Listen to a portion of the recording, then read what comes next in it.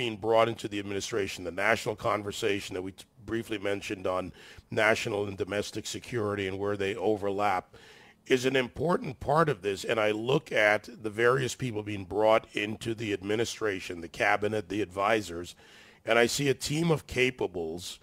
But your take, starting with the Secretary of Defense and the nominee, General Mattis. Well, I tell you, General Mattis is a brilliant warfighter. There's no doubt about it. In my opinion, he's going to be a superb Secretary of Defense. And frankly, we get this appointment of SecDef right most of the time. The Secretary of Defense is one of those key positions that we can't afford to get wrong. And I commend the President-elect for his selection of General Mattis, as I commended President Obama for publicly for his selection of Dr. Carter. And while I completely agree with the decision to make this particular individual the next Secretary of Defense, I believe that the ranking member of the Senate Armed Services Committee, Jack Reed, was spot on when he said last week that we need to be very cautious about any actions that may inadvertently politicize our armed forces. But General Mattis gets that. The President-elect gets that. That was very clear in both of their comments, and I think he's just going to be absolutely rock-solid Secretary of Defense. Now, one of the other things that happened was, of course, the waiver that was required because, according to the National Security Act of 1947, an Article 10 requirement, he was not out long enough, not out of the military long enough to serve in that position. That seemed to sail through the Senate. Yeah, it really did. And that's interesting if you go back and look at the history. But it did go through the Senate quite well, and I think part of that was the preparation that the President-elect's team did with the Senate in order to prep those senators prior to. Not to mention the fact that you just have a great selection there in General Mattis.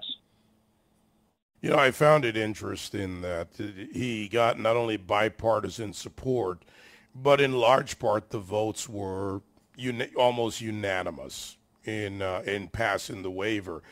You know, when you look at what's needed, and I still stand by the fact that there are things that people in certain committees know, obviously, because of private or secret briefings that we don't.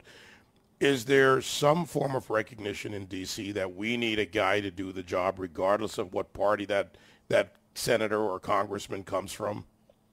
I think you're spot on there. I mean, first of all, you have to go back and look at the law, and you have to look at the guidelines. You know, you mentioned the National Security Act in 1947, and there's that line in there that says a person who has within 10 years been on active duty as a commissioned officer and a regular component of the armed services shall not be eligible for the appointment of Secretary of Defense.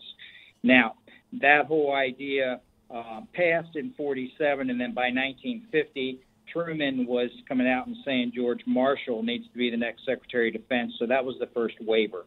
And then in 2008, they changed this and said it's now 7 years instead of 10 years, but General Mattis still requires a waiver because he left the Marine Corps in 2013. So that's kind of where we're at legally with this. But like you said, politically it sailed through.